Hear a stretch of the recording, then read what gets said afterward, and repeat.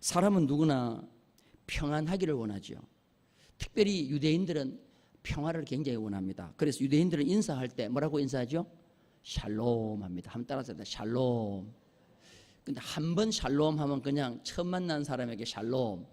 두 번째 샬롬 하면요, 친한 친구한테 샬롬, 샬롬 그렇게 합니다. 근데 아주 친한 친구 만나면 몇 번 하냐면은 3번 하는 거예요. 샬롬, 샬롬, 샬롬. 자, 우리 좌우에 계시는 분하고 샬롬하고 한번 인사해봐요. 시작. 와, 왜 이렇게 갑자기 이렇게 절친한 친구가 됐어요?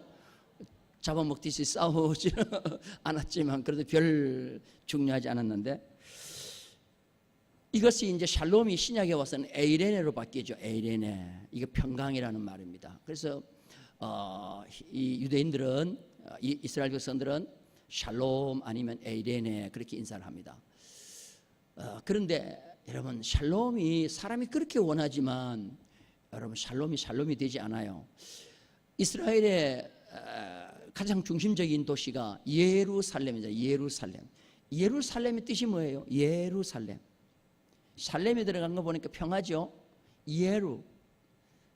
평화의 마을이라는 뜻이에요. 평화의 마을. 근데 여러분들 예루살렘 가보시면 알지만 평화의 마을이에요? 아닙니다. 크게는 예루살렘은 항상 긴장 상태예요. 팔레스타인과 싸우고 있습니다.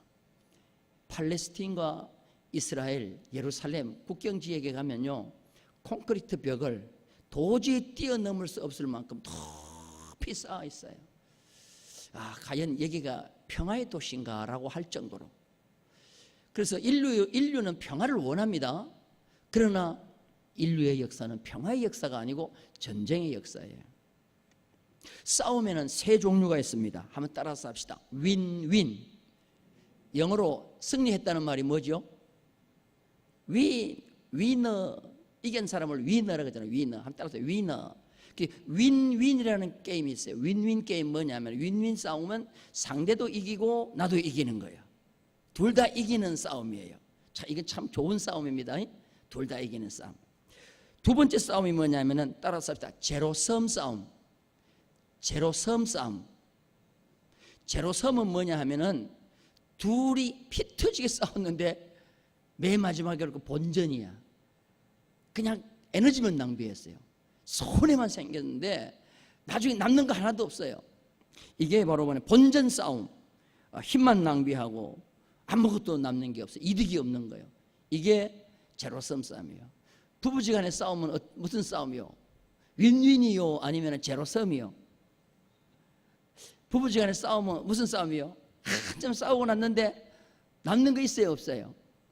하나도 없어요. 제로섬이요. 제로섬은 아예 싸우지 않는 게 좋아요.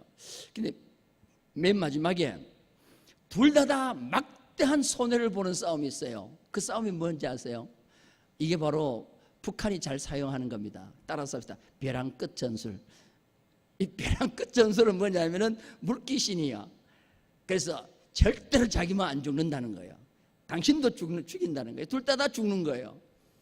이슬람이 많이 사용하는 거죠. 자살, 폭탄. 나도 죽고 상대도 죽이자는 거죠. 그래서 폭탄을 품에 품은 여자가 사람들이 제일 많이 모이는 시장통에 들어갑니다. 시장통에 들어가요. 그런데 그 시장통에 들어가는 게 본부에서 보면은 다 카메라로 보여요. 그리고 사람이 제일 많았을 때 그 스위치 하나 딱 넣으면 큰 사람도 죽고, 폭탄을 가져간 사람도 죽고, 거기 있는 모든 사람 다 죽는 거죠. 벼랑 끝 전술이라는 것이 있는데, 이거는 둘 다 죽는 것입니다. 북한이 뭐 핵 개발을 했다고 저렇게 그냥 큰 소리 치고 있는데요, 저거 벼랑 끝 전술이죠. 결과적은 둘 다 망하게 돼 있어요. 핵은 개발하는 것도 중요해요. 핵을 개발하면 막대한 파워가 있으니까, 뭐 하여튼 핵폭탄 겁나죠. 수소폭탄 겁납니다. 그런데 문제는 뭐냐? 그것만 만들어서 소용이 없어요. 그것을 멀리 상대 진영까지 날려보내는 것이 또 기술이에요. 그래서 핵폭탄은 만들었다고 중요한 게 아니고 날려보내는 기술이 필요해요. 로켓 기술이 필요한데, 로켓 기술 없을 때는 북한이 큰 소리 못 쳤어요. 그런데 지금은 그거를 지구의 반대편까지 날라보내는 로켓 기술까지 이제 발전을 했어요. 그렇게 이제는 큰 소리 치는데 어떤 큰 소리 치냐면은 미국을 상대로 해서 큰 소리 치잖아요. 그래서 오늘 세계 역사를 이렇게 바라보면서 성경에 똑같아요. 이런 싸움 하면 절대로 이득될 거 하나도 없어요. 그래서 오늘 말씀의 제목이 뭐냐 하면은 교만하면은 아무리 좋은 장점도 그것이 장점이 될 수가 없어요. 힘이 있어도요 절대로 교만하면 안 돼요. 교만한 사람은 힘을 함부로 써버려요. 장점을 함부로 써버려요. 그러면 그 사람에게는 그 장점이 도리어 자기를 죽이는 경우가 되는 거예요. 똑똑한 사람은 똑똑한 것 때문에 망하고요, 힘이 센 사람은 힘이 센 것 때문에 망하고요, 등산 잘하는 사람은 등산 잘하다가 등산해서 죽고요, 수영 잘하는 사람은 수영 잘하다가 물에 빠져 죽고요, 나무 잘 올라가는 사람은 나무 잘 올라가다가 나무에 떨어져 죽고요. 이러면 절대로 교만하면 안 돼요.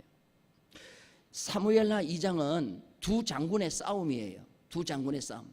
다윗 왕의 부하 요압 장군과 사울 왕의 장군 아브넬과 두 장군이 쫄병들을 데리고 싸움하는 내용이 기록되어 있어요. 그런데 기브온 연못이라는 것이 있는데 기브온 연못을 중심으로 해가지고 연못을 중심으로 상대편에 두 이제 장군들이 부하를 데리고 있습니다. 그런데 서로 싸움이 벌어졌는데 사울 왕의 장군 아브넬이 졌어요. 그러니까 아브넬이 도망을 가요. 도망가. 자, 여러분들 싸우다가 상대가 안 될 것 같아서 도망을 간다. 그럼 여러분 어떻게 할 거예요? 1번 끝까지 따라가가지고 죽인다. 2번 도망가니까 봐주고 안 따라간다. 1번이요 2번이요? 2번 끝까지 따라간다? 여러분 절대로 도망가는 사람 따라가지 마세요. 짐승은 아무리 치열하게 싸우다가도 꼬리를 내리고 도망가면 따라가요 안 따라가요? 안 따라가요. 왜? 왜 졌다는 사람을 따라가냐는 거예요. 자, 이 암사자가 수사자를 탁 공격하다가 수사자한테 암사자는 솔직히 말해서 안 되지요. 그러면 암사자가 얼른 항복하는 뜻으로 뭐를 보여요? 내 다리를 공중으로 벌쩍 들면서 배를 보여. 그러면 나는 졌다는 거예요. 이 짐승들의 배가 제일 약점이에요. 여기는 뼈가 없기 때문에 물면 그냥 터지는 거예요. 그렇게 배를 딱 보이면서 들어 넣어가지고 깨갱 그러면은 수사자가요 아무리 다 포효를 하다가도 벌렁 누운 암사자 건드리는 수사자가 없어요. 근데 졌다는 사람 따라가면 짐승만도 못한 사람이에요. 도망가거든. 뭐야, 아하, 내가 이겼다 하고는 봐줘요 그냥. 그런데 이 졌다고 도망가는 아브넬 사울 왕의 장군을 끝까지 따라가는 아사헬이 있어요. 따라서 이 아사헬 따라옵니다. 결국은 아사헬이 힘이 없어서 도망가는 줄 알고 따라가다가 아사헬이 결국은 죽어요. 그게 오늘 본문 말씀의 내용인 것입니다. 그래 이 싸움을 통해서 우리가 귀한 교훈을 좀 발견하고자 합니다. 교만한 자에게는 장점도 소용이 없다는 겁니다. 한번 따라서 교만한 자는 뭐도 소용이 없어요? 장점이 소용없어요. 교만한 사람은 자기가 가지고 있는 재물도 소용이 없어요. 교만한 사람은 자기가 가지고 있는 힘도 소용이 없어요. 교만한 사람은 그 어떤 장점이 있어도 그 장점이 그 사람에게는 해가 돼요. 겸손한 자가 가질 걸 가져야 되고 겸손한 자가 올라갈 걸 올라가야 되고 겸손한 자가 있을 것이 있어야 되는 거예요. 그 겸손이 바탕이 된 가운데 장점들을 가지고 있어야 돼요. 오늘 성경에 사울 왕의 군대 장관 아브넬을 따라가는 아사헬을 성경에는 뭐라고 표현했느냐?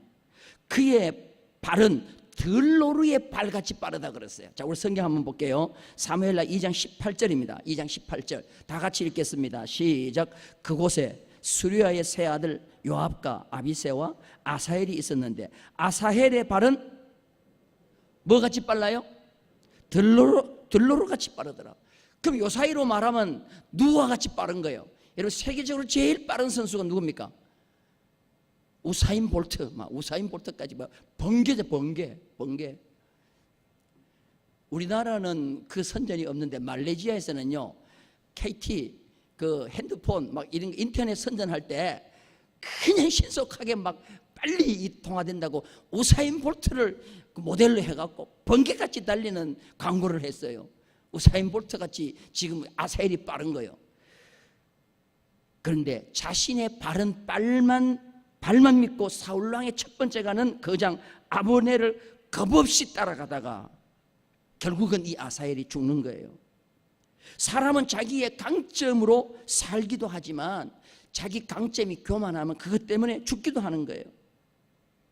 아사헬은 들로르같이 빠른 발만 믿고 아브넬을 추격하다가 결국은 아브넬의 그 장점이 뭐냐, 창을 잘 다루는 솜씨가 아브넬에게 있었어요. 그 창에 이 아사헬은 죽고 마는 거예요. 여러분 꼭 기억하세요. 상대가 피할 때 힘이 없어서 피한다고 생각하지 마세요.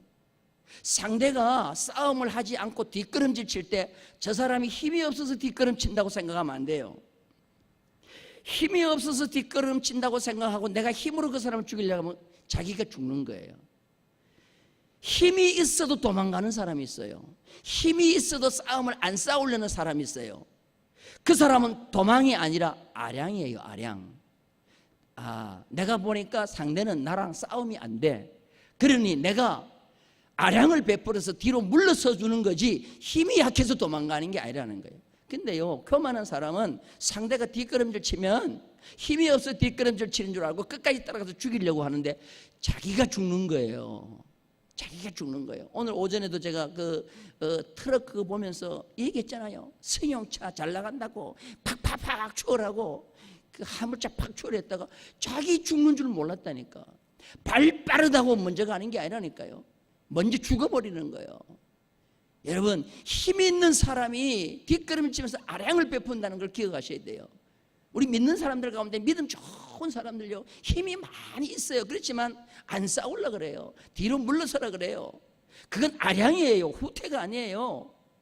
그런데 모르고 겁없이 막 죽인다고 달가드는데 그게 자기가 죽는 거예요. 두 번째로 뭐냐면은 자신의 장점만 보고 달려가면 상대의 장점에 희생된다는 사실이에요. 그러니까 내 장점만 보지 말고 상대의 장점과 강점도 볼 수 있는 자가 되어야 돼요. 내 강점만 보면 안 돼요. 상대도 뭐가 있죠? 강점도 있다는 거예요. 아사헬은 자신의 빠른 들로르 같은 발만 보았지 아브넬이 훌륭하게 창 다루는 솜씨를 못 본 거예요.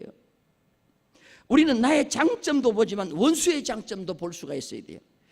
상대의 장점도 볼 수가 있는 자가 되어야 돼요. 자신의 단점을 보고 원수의 장점을 보면 내가 겸손해질 수밖에 없어요.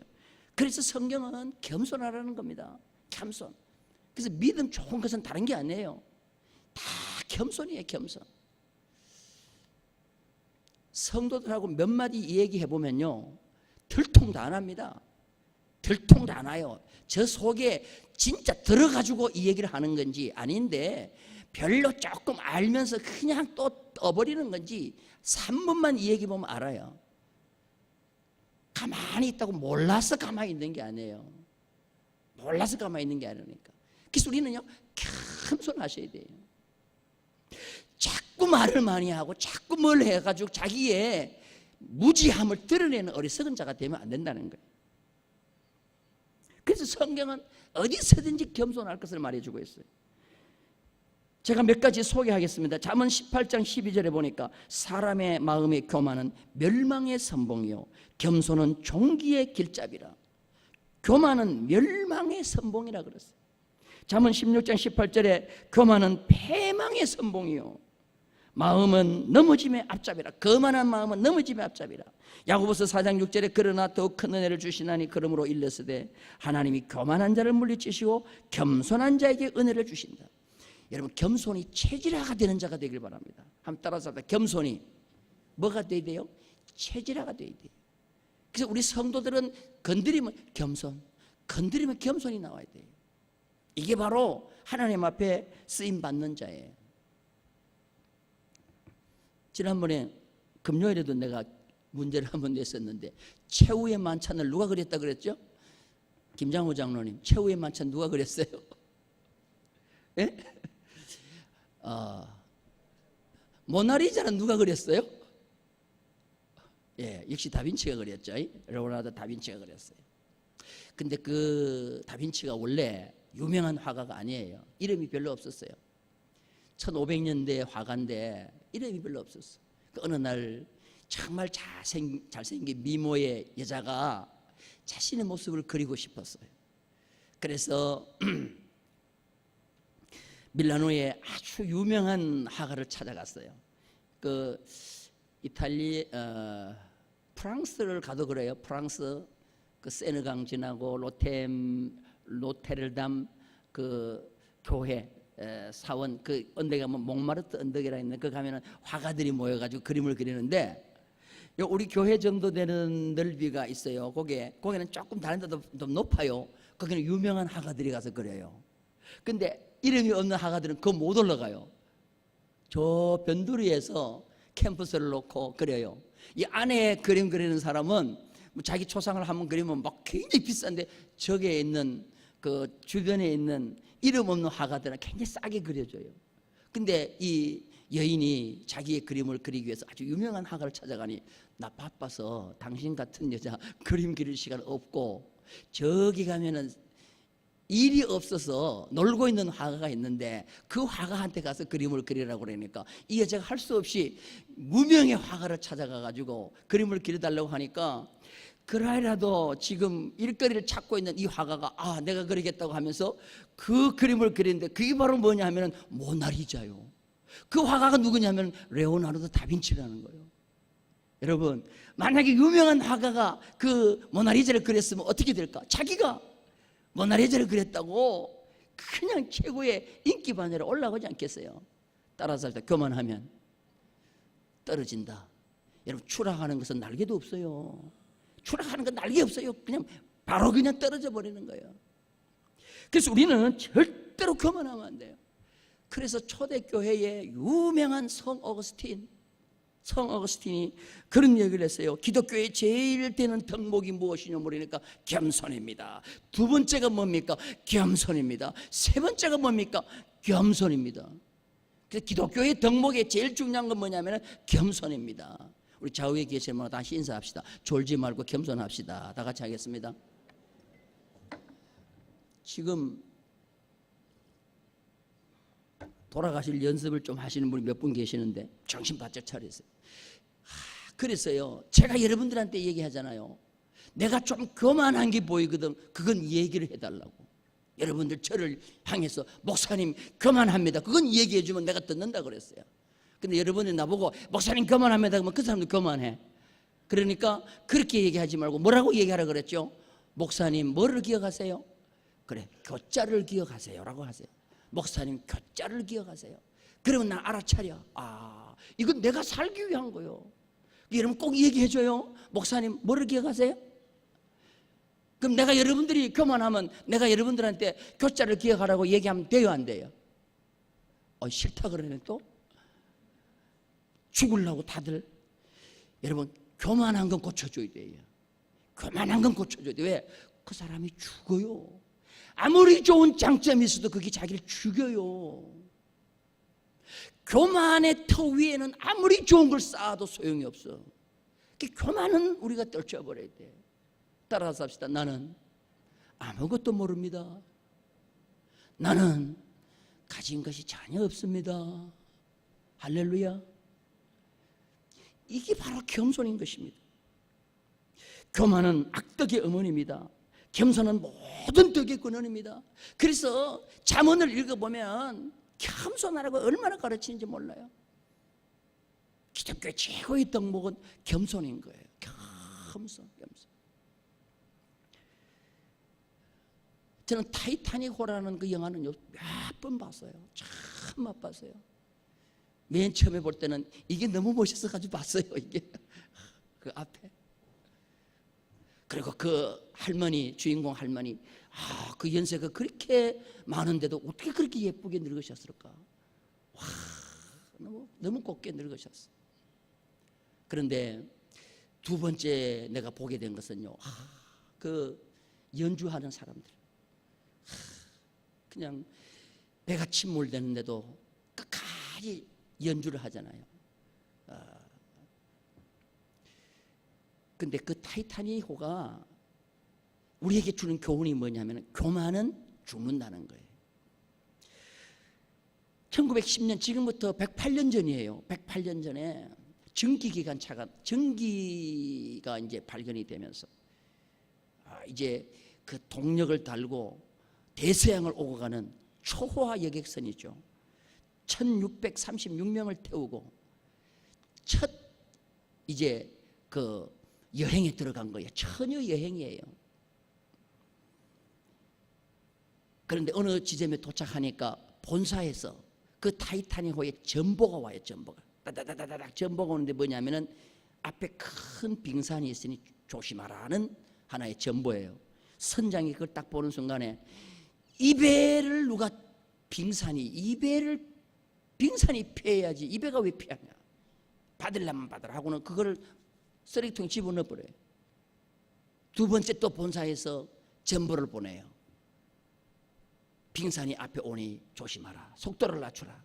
그렇게 이 선장이 속도를 더 내는 겁니다. 그러면서 방송을 합니다. 여러분 밖으로 나오세요. 앞으로 우리 이 타이타닉호를 통하여 아주 멋있는 광경 하나를 여러분 보게 될 것입니다. 다들 나오세요. 아주 교만하게 속도를 더 냈어요. 결국은 여러분 빙산 보세요. 겉으로 보이는 건 별로 안 되지만 전체가 물속에 있잖아요. 그냥 충돌하자마자 배가 파괴돼 버리잖아요. 결국은 빙산을 이긴다고 자신 있게 교만하게 몰고 갔던 그 선장 한 사람의 잘못된 판단에 의해서 그 배는 산산조각 나고 706명만 구조가 되고 1517명은 타이타닉호와 함께 대서양 밑바닥에 가라앉히거나 아니면은 다 얼어서 죽어요. 그 배는 뭐를 가르쳐주냐? 교만하면 망한다는 것을 가르쳐주고 있어요. 교만하면 타이타닉호가 된다는 거예요. 죽으려면 교만하세요. 죽으려면 교만하면 돼. 어디서든지 큰 소리치고 어디서든지 자랑하고 어디서든지 떵떵거리면은 이제 곧 죽어요. 그냥 겸손하세요. 수양부들 가지는 절대로 태풍에 부러지는 일이 없어요. 왜? 겸손하니까. 그래서 우리가 망하기를 원하면요, 그냥 교만하면 돼요. 그러면 망해요. 근데 살기를 원하고 잘 되기를 원하면 겸손하면 돼요. 겸손이 체질화가 돼야 돼요. 그리고 두 번째, 오늘 이 말씀이 뭐냐면은 칼을 쓰는 자는 칼로 망한다. 힘을 쓰는 자는 힘 때문에 망하는 거예요. 여러분 역사를 통해서 보세요. 여러분 주위의 사람 보세요. 힘 자랑하는 사람 그 힘 때문에 먼저 죽어요. 사울의 거장 아브넬은 아사헬과 싸움이 되지 않아요. 싸우기 싫었어요. 그래서 아사헬에게 나를 따라오지 말고 방향을 바꾸어서 소년을 따라가라. 다른 소년을 따라가고 나를 따라오지 마라. 그런데 아사헬은 다른 소년 따라가지 않고 누구를 따라오냐면 아브넬만 죽이려고 따라오는 거예요. 자, 여러분들 왜 보세요? 아사헬이 왜 아브넬만 죽이려고 따라옵니까? 다른 소년 따라가지 않고 사울왕의 장군을 내가 죽였다라고 하는 영웅 심리 때문에 그런 거예요. 이왕에 내가 전쟁에서 저 사울왕의 장군 아브넬을 죽였다는 소리를 듣고 싶은 거예요. 이게 명예욕이라는 거예요. 명예욕은 어디서 오냐? 교만에서 오는 거예요. 그래서 이 아브넬은 도망가다가 나를 따라오지 마라. 너는 나와 싸움의 대상이 되지 않는다. 내가 피하는 것은 힘이 없어 피하는 것이 아니라 아량이다. 따라오지 말고 저 소년을 따라가니까 끝까지 따라오니까 자기 방어 차원에서 창을 빼갖고 달려오는 아브넬의 가슴을 찍어요. 그러니까 자기 힘에 오다가 가슴에 창을 받고 아사헬은 거기서 죽는 거예요. 이게 바로 이 아사헬의 죽음인 것입니다. 힘 자랑하고 검을 쓰고 하는 사람은요 함께 다 망해요. 자, 동생이 아사헬이 죽었어요. 그러니까 형이 요압이 또 싸우려고 아브넬과 옵니다. 그럴 때 아브넬이 하는 말이 뭐냐? 싸우지 말자. 창은 싸우면 칼은 피차에 망하게 한다. 자, 우리 성경 한번 보겠습니다. 사무엘하 2장 26절입니다. 다 같이 읽겠습니다. 시작. 아브넬이 요압에게 외쳐 이르되 칼이 영원히 사람을 상하겠느냐? 마침내 참혹한 일이 생길 줄 알지 못하느냐? 네가 언제 무리에게 그의 형제 쫓기를 그치라 명령하겠느냐? 여기 칼이 영원히 사람을 상하겠느냐라는 말은 칼로 사람을 계속해서 죽여야만 하느냐는 뜻이에요. 칼을 가지고 계속 싸움을 해야 되느냐? 나는 도망가지 않냐? 휴전하기를 원한다. 너 빨리 전쟁 끝이라고 선포를 해라. 이제 더 이상 따라오지 말고. 아브넬은 적극적으로 휴전을 제의합니다. 그런데 자꾸만 휴전을 멀리하고 싸우려고 덤벼드는 사람이 있는데 그건 피차 결과적으로 망한다는 거예요. 그래서 여러분들 혹시라도 서로 감정이 상하고 대립하고 있다고 하면요, 빨리 수도 마세요. 그게 결국은 상대도 살고 나도 사는 윈윈 게임인 것입니다. 절대로 그렇게 하지 마세요. 한 젊은 부인이 골목에서 청년에게 큰 봉변을 당했어요. 그래서 그냥 여자가 비명을 지르니까 남편이 얼른 쫓아 나왔어요. 여보, 누가 그랬어? 예, 얼굴은 잘 모르겠고 곱슬머리가 그랬어요. 곱슬머리 청년이요. 그러니까 이 남자가 곱슬머리 하고 딱 돌아보니까 마침 곱슬머리가 와. 그러니까 그냥 곱슬머리라는 이유 때문에 잡아가지고는 죽도록 패가지고 경찰에 넘겼어. 경찰은 피의자인 줄 알고 곱슬머리를 신문하고 구류를 시키고 했는데 얼마 뒤에 진짜 범인이 잡혔는데 보니까 진짜 곱슬머리가 잡힌 거예요. 그래서 이 사람 풀어줬어. 곱슬머리라는 이유 때문에 죄 없이 그 여자의 남편에게 두들겨 맞고 피의자가 된 이 사람이 내가 언젠가는 저 남편을 죽이겠다라는 복수심으로 불타고 있었어요. 근데 그 어머니가 굉장히 믿음이 좋은 어머니예요. 얘야, 절대로 원수 갚지 말라. 보복하지 말아라. 그 사람이 알고 그랬겠냐 모르고 그랬지. 너 용서해라. 용서가 사는 길이다 하고 했어요. 그래도 이 아들은 아니요, 너무 그냥 막 원통해가지고 내가 그 남편 죽이겠다고. 근데 어느 날 잠자다가 이렇게 깨보니까 옆방에서 기도 소리가 들리는데 엄마의 기도 소리야. 엄마가 하나님, 우리 아들 원수를 품고 있습니다. 원수를 품고 있으면 다 죽는데 저 아들 원수 용서하게 해주옵소서 하고 눈물로 기도하는 거예요. 그러니까 이 아들이 어머니가 간절히 기도하는 걸 보고 내가 안 되겠다 싶어서 그 어머니 기도하는 방에 쫓아가서 어머니를 끌어안고 울면서 어머니, 이제 더 이상 그런 기도하지 마세요. 내가 용서할게요. 어머니 기도 때문에 내가 용서할게요 하고는 어머니도 울고 이 아들도 울고. 그런데 웬걸 문이 꽉 열리더니 한 사람이 쫓아오더니 또 그냥 막 같이 막 우는 거예요. 이게 누군가 싶어서 보니까 곱슬머리야. 곱슬머리 봉변 애매히 피의자가 돼가지고 그 남편이 고발로 애매히 고통받던 그 남자가, 그 청년이 그냥 내가 나가면 반드시 이 남편을 죽이겠다. 그러니까 이 남편이 언젠가는 나를 와서 죽이겠지. 그러니까 나를 죽이기 전에 내가 먼저 그 청년을 죽인다 하고는 칼을 가지고 그날 마침 죽이려고 갔는데 보니까 용서한다고 엄마랑 부둥켜 안고 울고 있으니까 칼을 집어던지고 들어가가지고 막 우는 거예요. 울면서 나 사실 오늘 이 청년 죽이려고 왔는데 용서한다고 울고 그러니까 내가 칼을 집어던지고 너무너무 감사하다고 운다는 거예요. 거기서 중요한 교훈이 하나 나왔어요. 용서는 남을 위해서 하는 것이 아닙니다. 용서는 함께 사는 법칙이고 내가 사는 법이에요. 용서는 내가 사는 법이에요. 내가 잘 되는 법이에요. 용서는 남 용서해 주는 게 아니에요. 나를 위해서 하는 거예요. 무슨 말씀인지 이해가 되면 아멘? 그리고 세 번째 벼랑 끝 전술은요, 둘 다 망하는 거예요.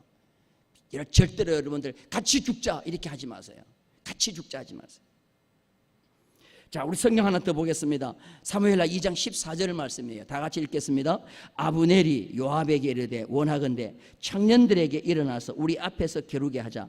요압이 이르되 일어나게 하자 하매. 자, 이 이야기는 뭐냐 하면은 이제 사울 왕의 신하와 다윗 왕의 신하들이 기브온 연못가에 모여서 먼저 싸움을 제의한 사람이 누구냐면 아브넬이에요. 아브넬. 먼저 싸움을 하자. 그래서 12명씩 서로 1대1로 붙게 해가지고 서로 머리를 잡고 창으로 찔러가지고 먼저 사람을 죽이는 사람이 이긴다. 연못가에서 이 아브넬이 싸움을 제의한 거예요. 그런데 그날에 싸움이 맹렬해가지고 결국은 싸움을 제의했던 아브넬의 군대가 더 많은 희생을 당하는 겁니다. 그래서 희생의 그 숫자를 보면은 다윗 왕의 신복은 20명밖에 안 죽었어요. 20명. 요압의 장군은 20명밖에 안 죽었는데 아브넬 싸움을 했던 사람은 360명이 죽었어요. 그래서 양편 다 막대한 손해를 봤어요. 이건 뭐냐 하면은 서로 싸우면 둘 다 희생한다는 거예요. 자, 오전에도 내가 동영상을 하나 보여드렸는데 오후에도 동영상 하나를 보여드리겠습니다. 여러분 이걸 한번 보시면서 여러분 한번 굉장히 우리에게 주는 교훈이 있을 거예요. 방송실 준비됐어요? 오케이, 한번 보세요.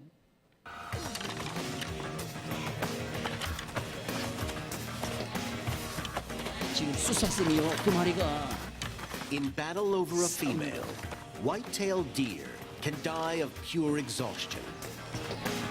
And if their 자, antlers 그런데 이 entwine 두 and 뿔이 can't be 엉켜 wrestled 있어요. free, 빠지지 않아요. it's a double death sentence. 저 두 마리는 함께 죽었어요.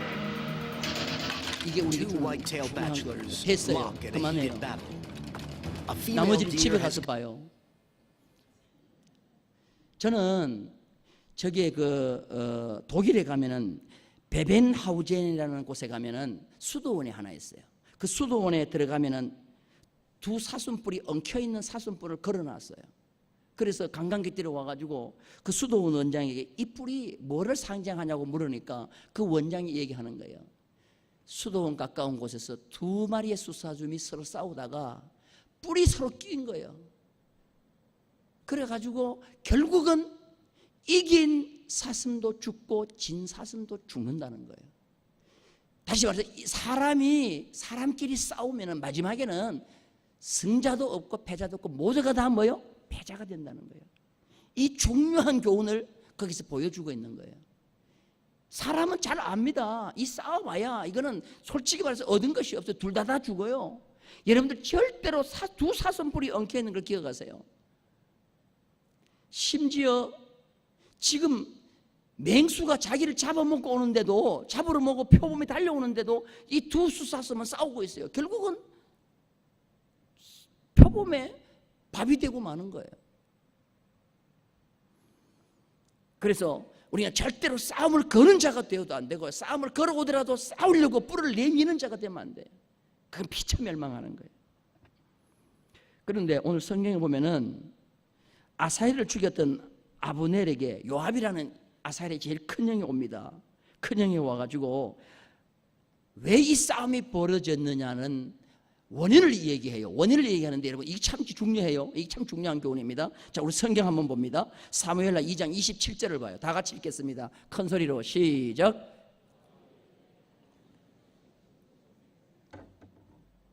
계속 보여줘요. 시작.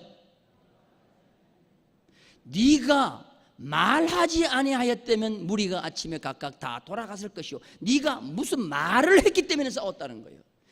아브넬, 네가 무슨 말을 했기 때문에 그렇다는 거예요. 그럼 우리가 지금 이 내용을 봐 잘 몰라. 그런데 옛날 성경을 한번 봐야 돼요. 옛날 성경. 옛날 성경도 준비됐어요? 자, 개역 성경 다 같이 읽겠습니다. 시작. 요압이 가로되 하나님이 사시거니와 네가 그냥 말이 아니고 뭐요? 흔단의 말을 내지 아니하였다면, 따라서 흔단의 말, 흔단을 한글 성경에 찾아봐요. 흔단을 한글에 찾으면 서로 사이가 멀어져 틈이 생기게 하는 말이라는 거예요. 이게 흔단의 말이라는 거예요. 싸움은 어디서부터 시작되느냐 하면은 두 사이를 트게 하는 말부터 시작이 되는 거예요. 흔단의 말을 잘하는 사람이 있어. 내가 이래 보면 누구라고 얘기는 못해. 그런데 그 사람이 얘기만 하면 흔단의 말이야. 이건 뭐냐면은 틈이 생기게 하는 말이에요. 서로 함께 하는 말을 하고 서로 좋게 하는 말을 하고 해야 될 텐데 자꾸 흔단의 말을 하는 거예요. 왜 흔단의 말이라고 했는지 모르겠어. 그냥 사이가 멀어지게 하는 말을 했다 이렇게 하면 될 텐데, 다시 말해서 서로 싸우자고 시비를 붙는 아브넬의 그 말 한마디가 이런 서로 쌍방간에 큰 희생을 남겼다는 거예요. 자, 결론적으로 얘기합니다.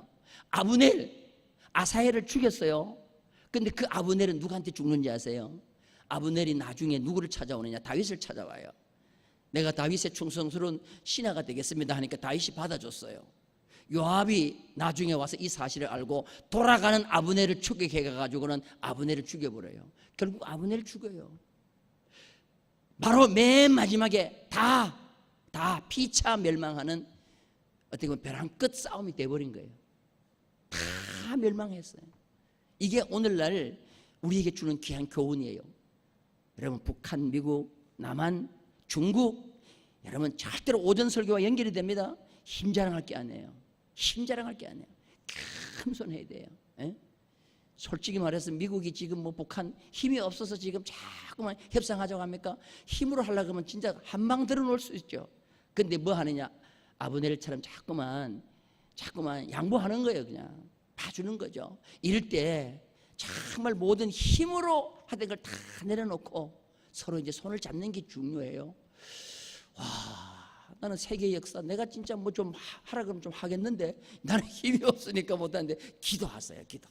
하나님이 이 세계 역사를, 이 지금 현재 흐르고 있는 이 역사를 성경적으로 잘 이끌어갈 수 있게 해달라고 여러분 기도하시는 우리 모두가 되기를 주님의 이름으로 축원합니다.